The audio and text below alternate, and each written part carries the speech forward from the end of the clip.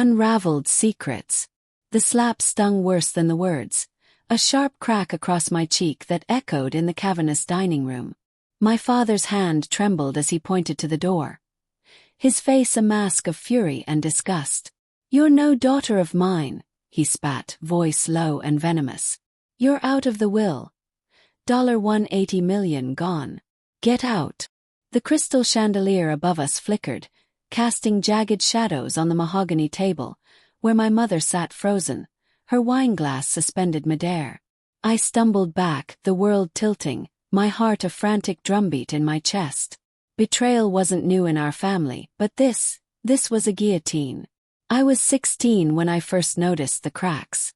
Dad's late-night calls, hushed and urgent, always behind his study's oak door.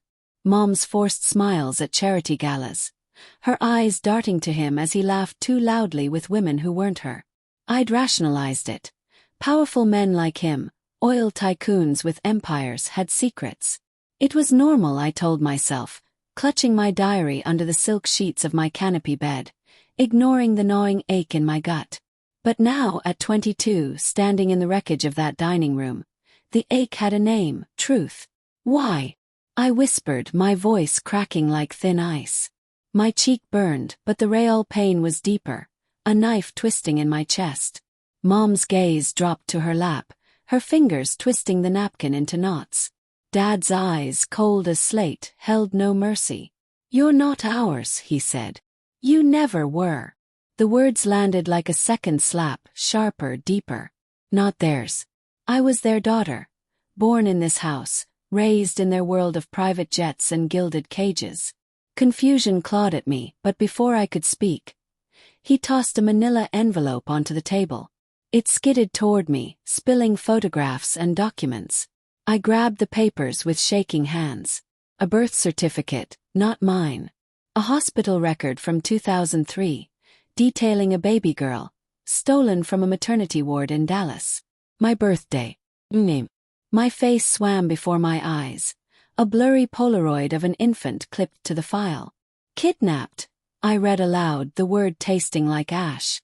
My knees buckled, and I gripped the table's edge, the polished wood cold under my palms. "What is this?" I demanded, looking at Mom, pleading for her to deny it. She wouldn't meet my eyes. "You were a transaction," Dad said, his voice flat like he was discussing stock prices. "Your mother couldn't conceive. We paid a man to acquire you. We gave you everything: schools, clothes, a name. And you repay us with defiance." His words dripped with self-righteous venom, as if I'd betrayed them by existing. I thought of the summers in Aspen, the way Mom braided my hair, the way Dad taught me to ride a horse. Lies. All of it lies. My stomach churned, bile rising as love and rage collided.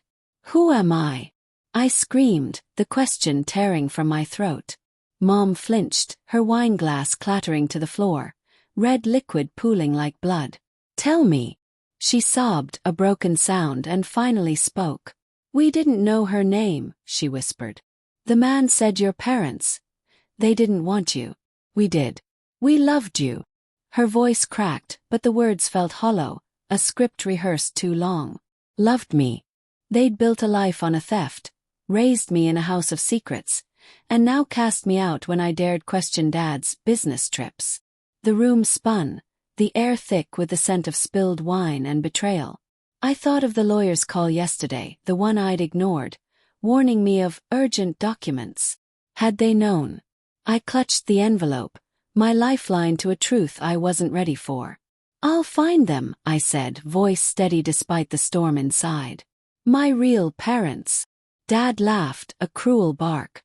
"Good luck. They're probably dead." But Mom's face, guilt etched in every line, told me otherwise. I turned and ran, the mansion's marble floors cold against my bare feet. Outside, the Texas night was heavy, stars hidden by clouds. My phone buzzed, a text from the lawyer. "We found your birth mother. She's alive." My heart stopped, then raced. Betrayal had shattered my past, but this was a thread to a new truth. I'd been stolen, lied to, discarded. But I wasn't done. Not yet.